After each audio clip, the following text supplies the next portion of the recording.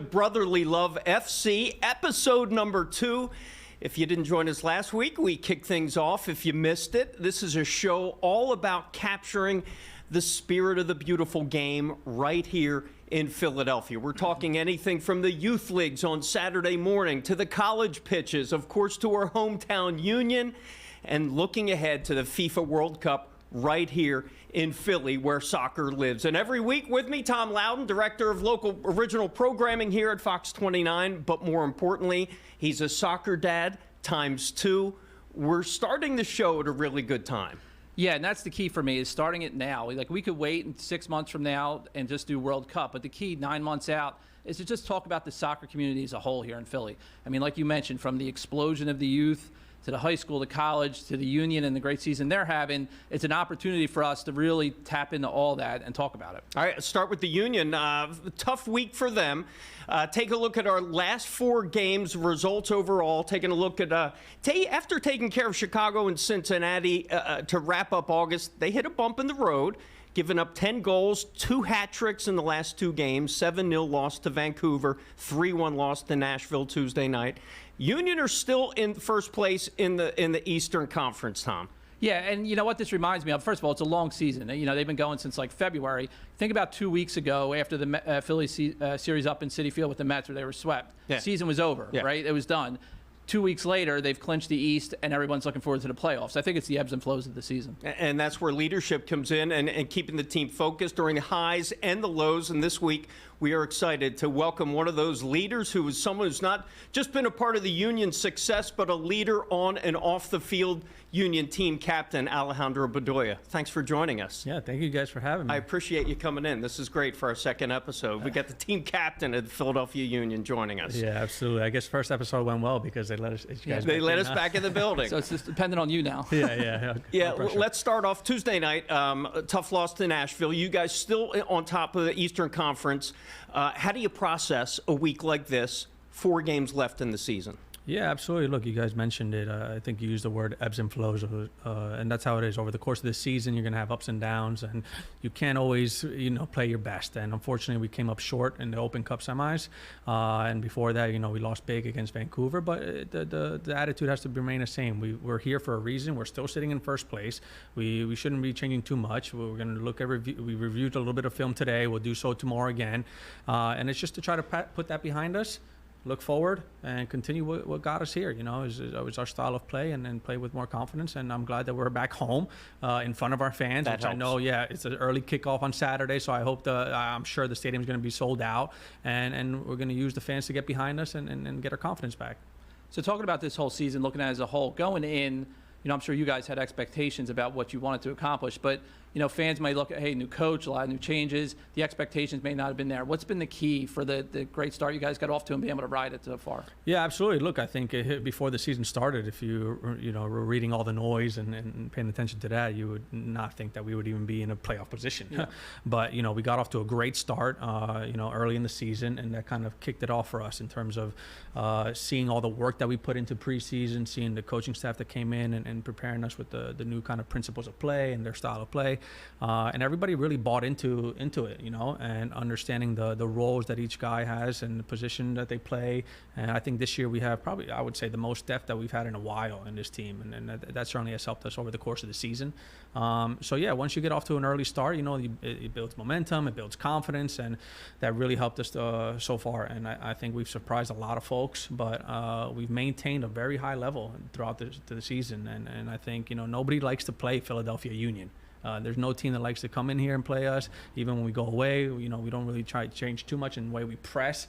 And so we're all in your face, a little bit of that Philly grittiness every time we play out there, and nobody likes that, right? So it's embracing the chaos, and we've had some great performances, and like I said, we've had maybe a little drop here, but it's time to pick it up back on Saturday and get it moving back in the right direction.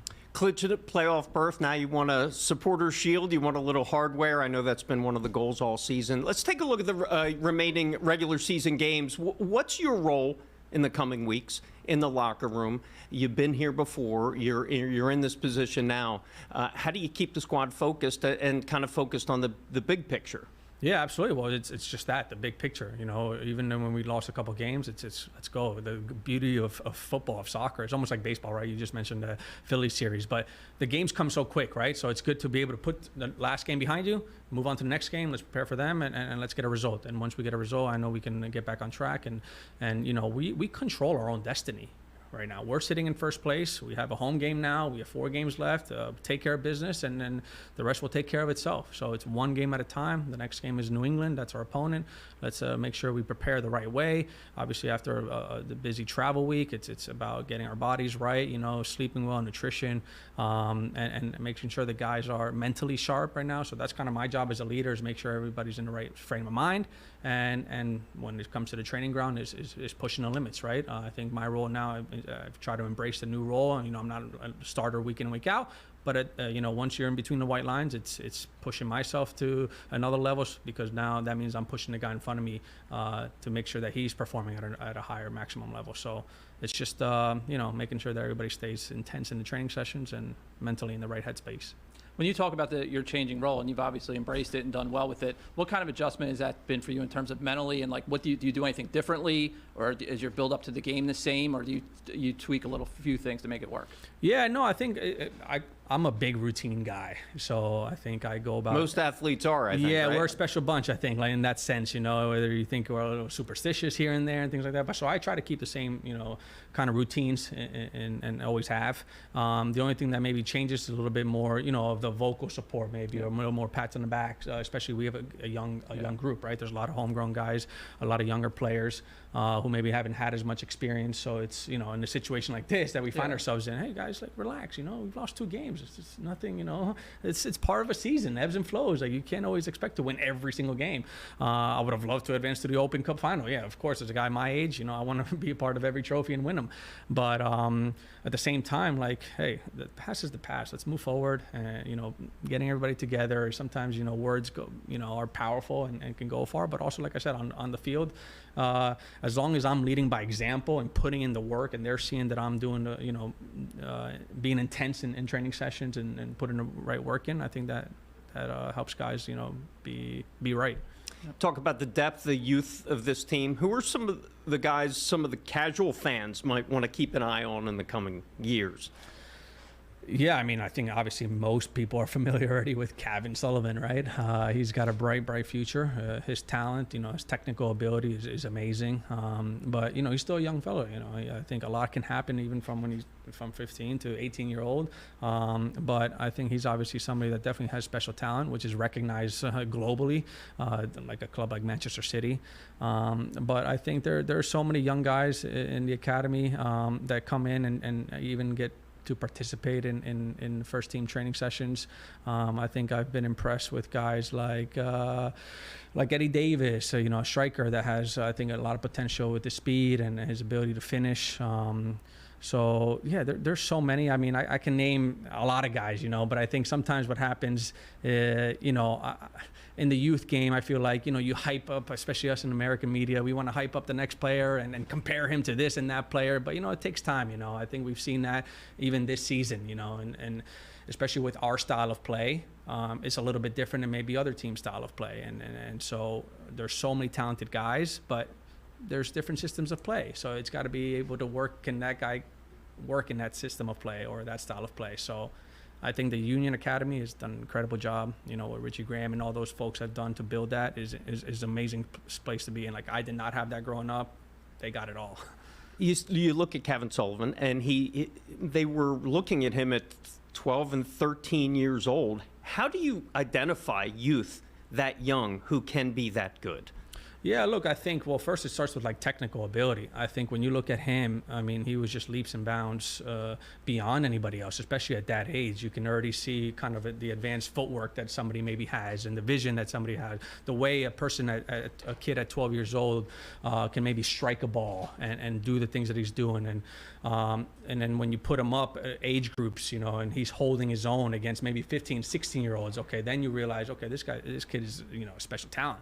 And then he steps into training with the first team guys. I could be his father, for crying out loud, you know, seriously. But, you know, he's got a confidence and swagger about him that I like, you know, because I think you see that some of the best players in the world, they got a personality, right? And I think that's important to have.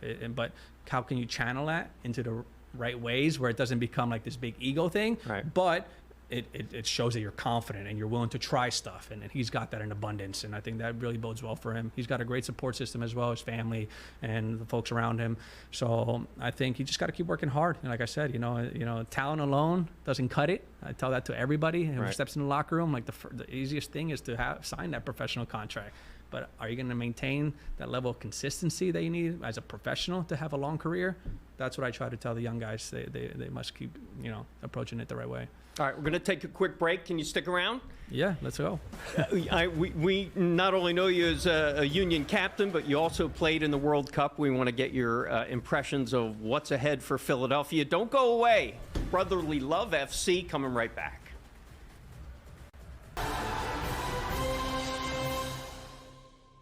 Welcome back to Brotherly Love FC. World Cup coming right here, not only to the U.S., Canada, and Mexico in 2026, and Philly, of course, one of the host cities. And if you can't feel the excitement already, we're going to do it right here on Brotherly Love FC, the world's biggest sporting event taking place right here in our backyard. Union captain Alejandro Bedoya back with us now. You also represented the United States on the biggest stage there is back in 2014 World Cup in Brazil. Take us back there. What was it like? What was it like representing your country? What was the whole experience like? Yeah, I was blessed to be able to represent the national team at the World Cup down in Brazil. And I mean, it was just amazing, really. I mean, you're down in Brazil, which for many, maybe non-soccer or casual fans, Brazil is considered like the mecca of soccer, of football, joga bonito, if you will. So just to have it down there, our home base was in Sao Paulo, and Sao Paulo is just a magnificent city, but the energy was just palpable throughout. Like, I mean, there was nights maybe I couldn't sleep because you're just hearing all the noises and the partying and the festivities around the World Cup, but yeah, it was just amazing. You know, I think it didn't really hit me until that first game against Ghana. When walking out, I mean, I could not see the pitch as the players are lining up to go through the tunnel to walk out to the first game. You could not see the field just because the amount of journalists and cameras and everything that was in your face blocking the field. You realize how massive the World Cup really is. I mean, these are people from all over the globe representing organizations and everything from, you know, all the countries around the world. So on a global scale, it's the biggest sporting event by far. So it was just an incredible experience to be able to be down there representing the U.S. national team, and of course having my family and friends out there supporting me. Now, you touched on it a little bit, but you've been here for a while. You've been here for Super Bowl runs. You've been here to see teams go to the World Series and seen the excitement around that. Experiencing what you experienced in Brazil, for people here, what would you tell them what can they expect? Like, what kind of level of like craziness, excitement will they get with that compared to the other things I mentioned? Yeah, I think, look, what's great about Philly being a host city is I think the people that will come here will actually, the Philly fans will resonate with a lot of the countries that are going to come here, because Philly fans are passionate like no other here in the States that I've witnessed, really. And I think that's what you get in the World Cup atmosphere. I think obviously we don't know yet because the World Cup draw hasn't happened, so we don't know which teams or countries are going to be playing games here. But once we do, I know that Philly fans and folks here living in the region are really going to witness something very special. You know, every continent, all these different countries that will come here, they all have their unique vibe, the energy that comes with them, their cultures, you know, whether it's going to be blasting their own music, dancing in the streets on the way to, you know, marching down Broad Street to Lincoln Financial. It's just an incredible atmosphere. And all the games, really, each game is like a Super Bowl atmosphere in the sense when you look at global viewership numbers, you know, the people tuning in to watch each World Cup game with such interest. So it's massive. Yes, since you were, you know, 2014, the game has grown a lot here in the U.S. since you've been in a World Cup. How do you think it's going to be different this time around?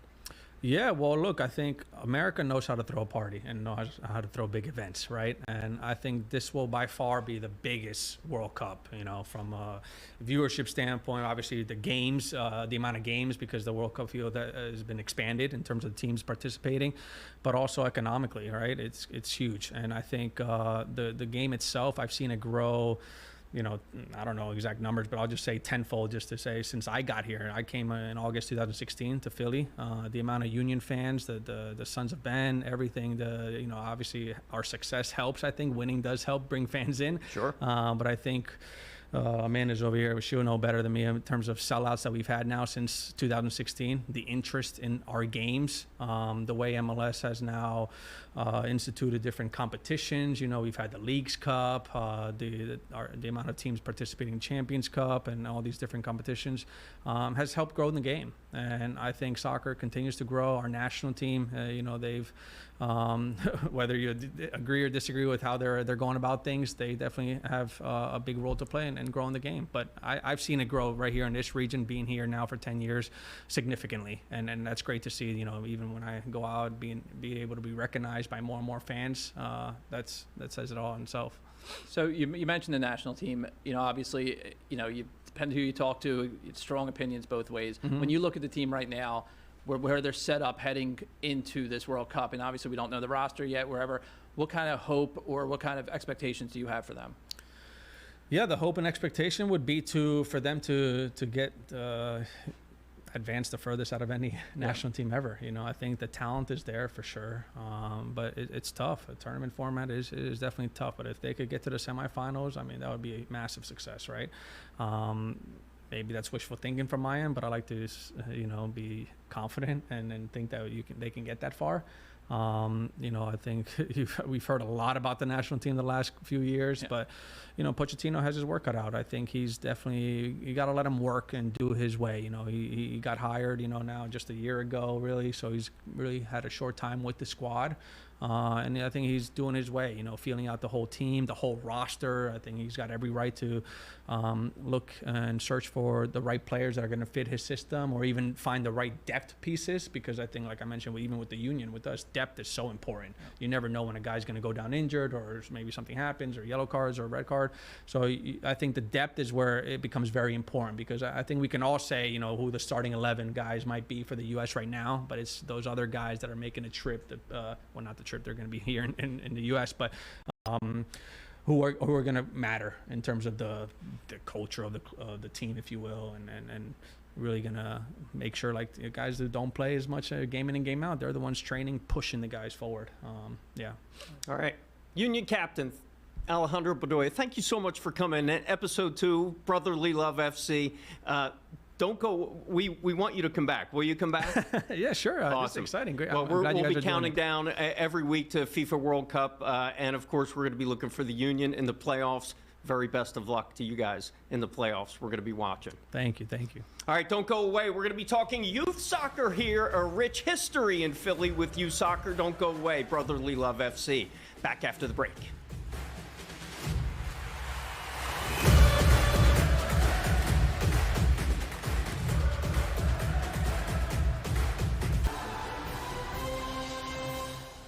And welcome back to Brotherly Love FC, the show that's all about soccer here in Philly. Each week we want to tell you a little bit of the history of soccer here in the Philadelphia area. Tom, who do we got this week? So this week we're staying with the pro level. Last week we talked about the Philadelphia Atoms. This week we're talking about the Philadelphia Fury. They were around from 78 to 80. They played at the Vet. Mm-hmm. They had some famous owners in their ownership group. Mick Jagger, Peter Frampton, Paul Simon were part of the ownership group. Didn't lead to much winning, though. From 78 to 80, they never had a winning record. They made the playoffs a couple times. 79, they made the second round of the playoffs. They eventually were sold and moved to Montreal. Now, like last week, now this is not going to be a weekly thing, but I was able to track down a Fury jersey. Fury jersey. Which is actually pretty sweet. Now, I never totally got the wearing the collar thing that a lot of the soccer teams do. What was the 70s and 80s? So. It was, but some still do it. You still see it. And but it's a pretty nice, pretty sweet jersey. But yeah, they only lasted 3 years, but they still have some merch out there. Good deal. All right, youth soccer scene here in Philly, huge part of our area, the soccer story. We're going to talk here on the show all the time. We have a great guest to talk about all of that. Joining us now, CEO of Eastern Pennsylvania Youth Soccer, Chris Branscome. Chris, thanks for joining us. Pleasure to be here. Youth soccer in the area, let's just start with that. It has a rich history, and it is growing most likely by the minute. Yeah, I mean, really, our history as a sport goes back to the late 1800s, right? And our organization actually started in 1913. So soccer's been around in Philadelphia a very long time, almost as long as some of the European countries. It got so big at one point in the 70s, we had one association, we split. So now we have a youth and an adult. So we became a separate association back in 1972. And then we really continued to grow. I think first it was the Pele boom, right? 70s, that's when I started playing. That's when I got it, yeah. Right? That means I've been playing for 50 years now. Then, we had 94 World Cup, Olympics 96, Women's World Cup 99, Women's World Cup again, and right here in 2003, right? Then we had David Beckham come. So we've had These all seminal these different moments. Yeah. And I think, the Messi moment, right? And we're living that one right now. So we've had these real milestones that have helped boost the sport. And of course, the 94 World Cup was extremely special for the growth of the sport altogether. Youth soccer from that moment grew 30% right here in our home area. We've never really looked back. It just keeps growing, getting bigger and better every time. And you're a product of that right here. Yeah. I mean, I have two daughters who played in EPYSA. You talk about these monumental moments. Obviously, the 26th World Cup could be, the top of that in terms of hopefully exploding the game. You guys are doing a lot, including like new logo, stuff like that. Can you talk a little bit about how you're going to try to use the World Cup and grow the sport? Yeah, we've been thinking of it, I mean, really going back to the beginning of the bid period, in 17 and 18. Like as soon as we knew that we were going to have this in our country, of course, we didn't know we'd have it in Philadelphia till 22, but it's been in our minds ever since on how do we take advantage of this moment. So 94 was kind of an organic moment, and the legacy of that was that they had to start MLS, right? We needed a professional league. So having a real professional league, one that can last, and you mentioned, the others, and I used to work for one that didn't last as well. But that's very important, right? So now we always said the kids need something to look up to, right? But we grew kind of regardless of that because it was a very easy sport for anybody to play. And that was how we used to really promote it. It's cheap. It's cheap. It's easy. It's simple. Of course, the coaching was by a lot of volunteer parents who never played. But as we grew, we've got better with our technical aspects, how we teach the players, how we teach the coaches. The clubs have gotten more sophisticated, moving from all volunteers to more professional standards and hiring people. And paid coaches, nutritionists. All of it. And I think that's part of what we do as the state association. And so all the audience members know, we're part of U.S. Soccer. We're their arm here in Eastern Pennsylvania. So we're doing all these things together. So coaching education, referee education and training, every aspect of the game.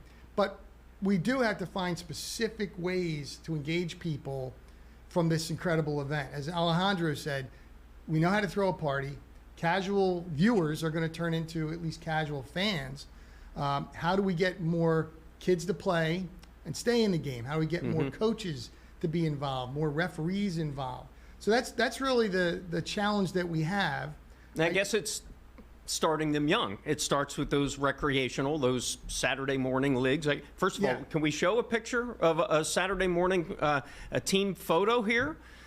We have a team photo. That is me. 1984. I'm sitting next to the goalie to the left. That was my first travel tournament. And that is literally when I peaked at soccer. That picture is when I peaked in 1984. I could probably name all of those guys in that picture right now. Shout out to Jeff Dolce, who sent me. The guy in the middle there, Pat Evans, he used to actually be on the practice squad for the Dallas Cowboys. Nice. We still like him. But it shows, where does it go from the rec to the developmental to the club where I'm serious about playing this game? I mean, it happens at different steps for different kids because, basically most kids, as you said, start out at that recreational level. You got to get on the field and kick a ball for the first time at some point. Pull a uniform on and experience that with teammates. But then the role is to develop them to the next levels where, quite frankly, where it makes sense. Not every player is going to be Alejandro Bedoya or Kevin Sullivan. You don't always see that right away. And kids mature at different levels physically and mentally so that, really you kind of wait till 13, 14 you really see the advances of what certain players could do. But the whole point is, let's keep it fun and interesting. Let's not do things to steer them away from the game. Let's not overcoach them. Let's not make them practice, 3 or 4 nights when 2 is enough. So we got to keep, like anything in life, you got to keep people engaged and interested. If it's not fun, then it's not a game anymore. All right, Chris, thanks. I appreciate it. That's all the time we have. Continue coming back. We want to support the game. We want to support the youth and the developmental, and let's continue this conversation. You're welcome back anytime. I'll be here. Appreciate it. That's all the time we have. Thanks to Alejandro Bedoya and the Union. We will see you next week on Brotherly Love FC. Thanks for joining us.